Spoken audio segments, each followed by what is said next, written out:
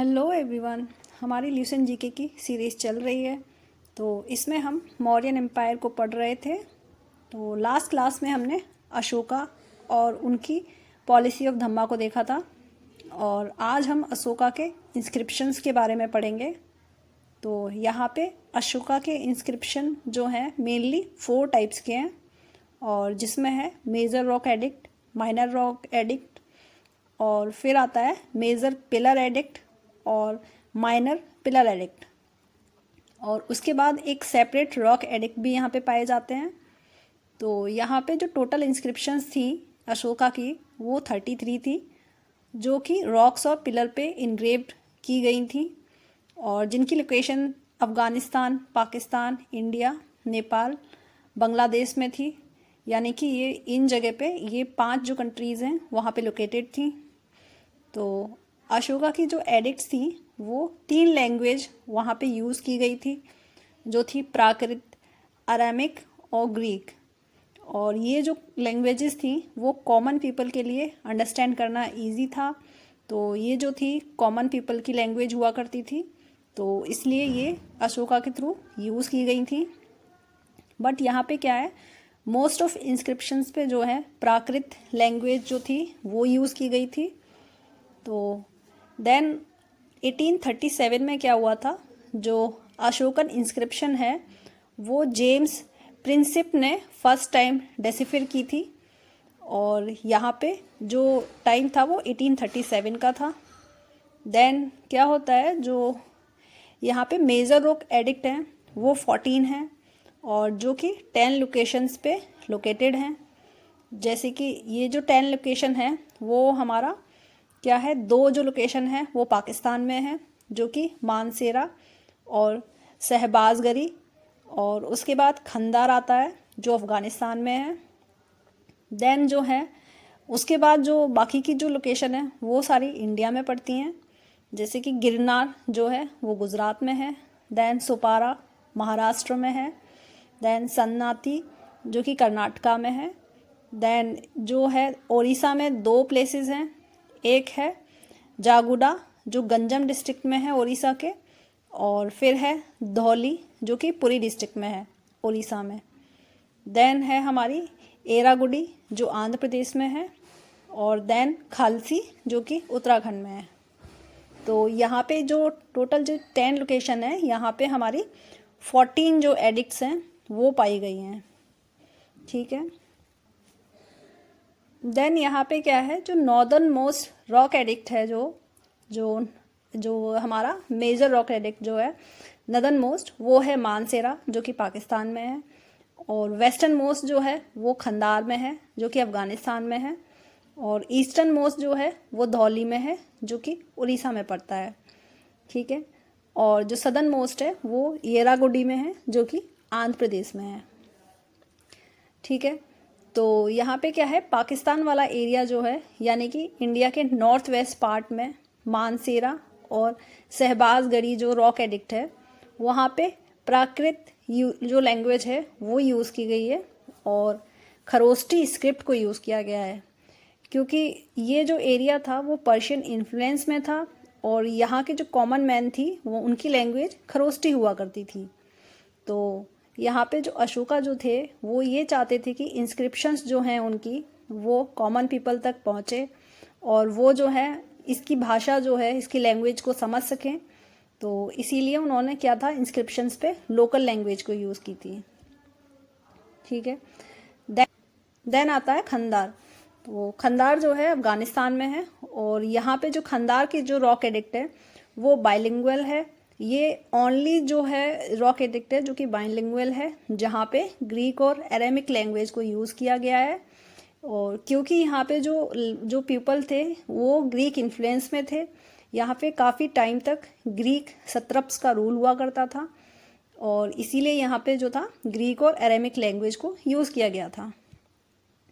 Then उसके बाद जो बाकी की बची हुई जो जितनी भी रॉक एडिक्ट्स हैं उनकी जो लैंग्वेज है वो प्राकृत है, प्राकृत लैंग्वेज में लिखवाई गई है, और ब्राह्मी स्क्रिप्ट को यूज़ किया गया है, क्योंकि ये सारी जो लोकेशंस हैं वो आज के टाइम में इंडिया में लोकेटेड हैं, और यहाँ पे क्या था, प्राकृत लैंग्वेज यूज़ हुआ करती थी। तो इसलिए इनकी जो लैंग्वेज थी वो प्राकृत थी।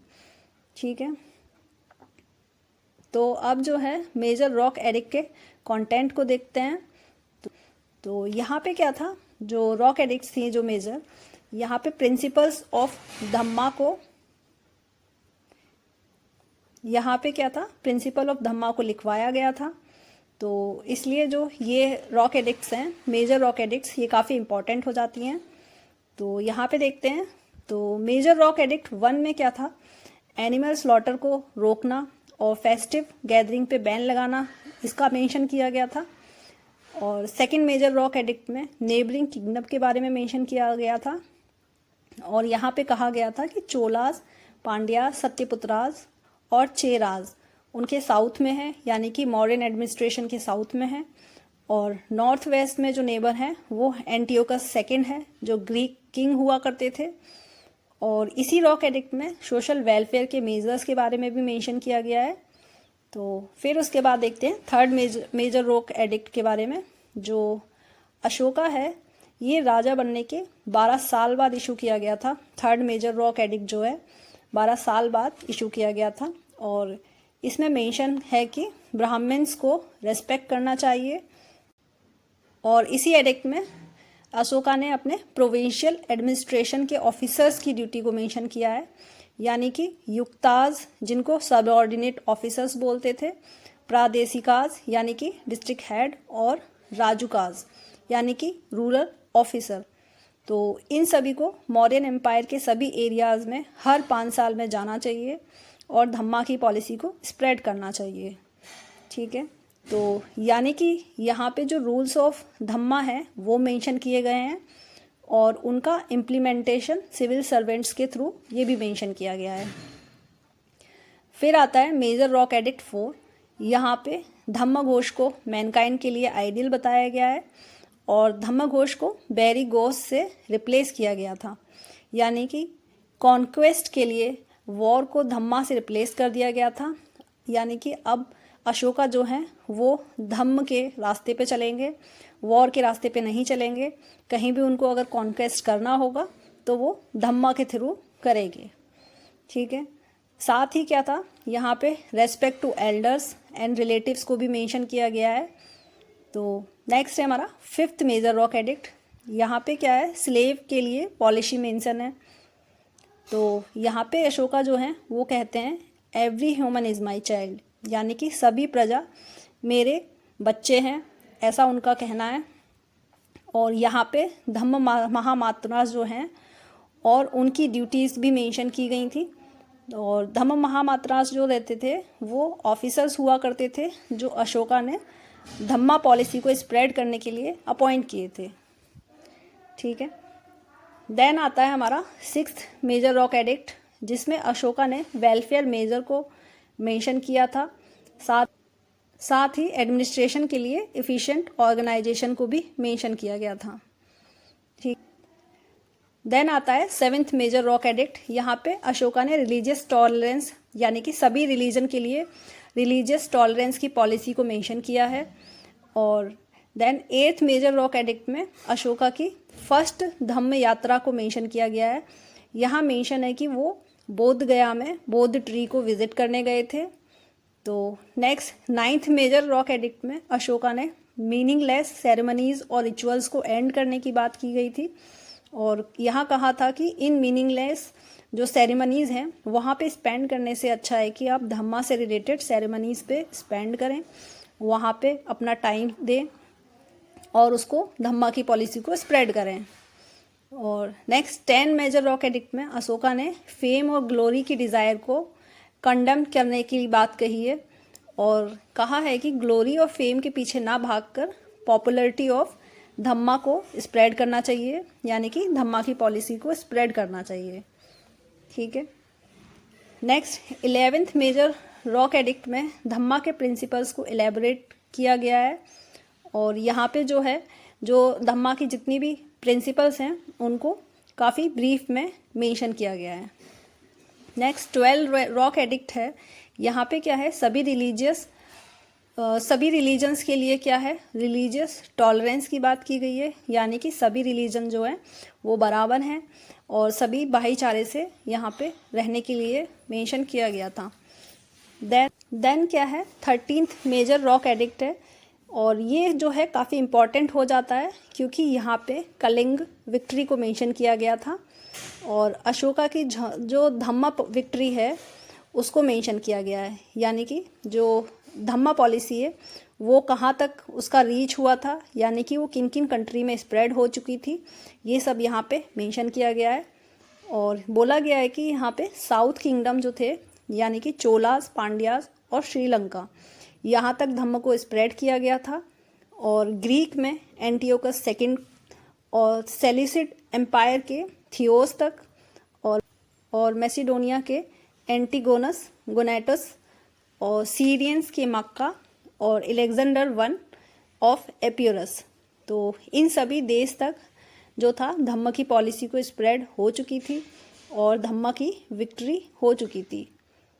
तो यहाँ पे ये मेंशन किया गया था। देन उसके बाद है जो 13th रॉक एडिक्ट है, ये जो है लार्जेस्ट इंस्क्रिप्शंस भी हो जाता है अशोका का, यानी कि ये जो इंस्क्रिप्शंस हैं अशोका की वहाँ पे ये सबसे लार्जेस्ट हो जाता है रॉक इंस्क्रिप्शंस में। देन उसके बाद है 14th मेजर रॉक एडिक्ट और यहाँ पे क्या है, इंस्क्रिप्शंस की लोकेशंस को मेंशन किया गया है और उनका पर्पस भी मेंशन किया गया है। यहाँ बताया गया है कि ये इंस्क्रिप्शंस जो हैं मौर्यन एम्पायर के किन किन लोकेशंस पे इंग्रेव करवाई जाएंगी, यानी कि करवाई गई हैं। ठीक है, इसके बाद क्या है, जो जेम्स प्रिंसिप हैं उन्होंने 1837 में अशोकन इंस्क्रिप्शंस को डेसिफर किया था और जो गिरनार मेजर रॉक एडिक्ट था वो पहला इंस्क्रिप्शन था जो डेसिफर किया गया था और ये जो था ब्राह्मी स्क्रिप्ट में लिखा गया था। देन इसके बाद क्या था, बट यहाँ पे एक बात आ जाती है कि जो जितने भी मेजर रॉक एडिक्ट्स हुए थे इनको डेसिफर करने के बाद भी क्या था, ये क्लियर नहीं हो पाया था कि ये किस राजा ने लिखवाया गया था, किस राजा के थ्रू ये लिखवाई गई थी, क्योंकि सभी रॉक एडिक्ट्स में राजा के दो नाम रेफर किए गए थे, दो नाम जो थे वहाँ मेंशन थे, एक था देवनाम प्रिया और प्रियदर्शी। ठीक है, तो देवनाम प्रिया का मतलब होता है बिलव्ड ऑफ गॉड और प्रियदर्शी मतलब राजा जो प्रजा से प्यार करता हो, यानी कि प्यार से देखता हो अपनी प्रजा को। तो यहाँ था जो अशोका का जो नाम था वो मेंशन नहीं किया गया था जो मेजर रॉक एडिक्ट्स थे, इसलिए ये प्रूफ नहीं हो पाया था कि ये किसके द्वारा लिखवाई गई थी। तो इसके बाद क्या था, जो देवनाम प्रिया और महावंशा थे जो कि श्रीलंकन क्रॉनिकल्स हैं, यहाँ पे क्या था, अशोका को देवनाम प्रिया और प्रियदर्शी के नाम से मेंशन किया गया था और इस बात से क्या था, ये प्रूफ हो चुका था कि जो ये मेजर रॉक एडिक्ट्स हैं वो अशोका ने लिखवाए थे। और इसके बाद जो था फिर कुछ साल बाद ये बात कंफर्म भी हो गई थी जब माइनर रॉक एडिक्ट जो मास्की, ओडियोगोलम, निट्ठुर और गुज्जारा में क्या था, देवनाम प्रिया के साथ अशोका का जो नाम था वो मेंशन किया गया था, यानी कि जो अशोका का जो नाम है वो ये 4 माइनर रॉक एडिक्ट्स पे मेंशन है, वो है मास्की, ओडियोगोलम, निट्ठुर और गुज्जारा। ठीक है, तो यहाँ पे क्या था, ये हमारी 14th मेजर रॉक एडिक्ट्स हो गई हैं और इनकी लोकेशंस को भी हमने देख लिया है। तो नेक्स्ट हम क्या है, माइनर रॉक एडिक्ट्स देखेंगे और फिर उसके बाद पिलर एडिक्ट्स भी देखने की कोशिश करेंगे नेक्स्ट वीडियो में। तो आज के लिए इतना ही। Thank you everyone.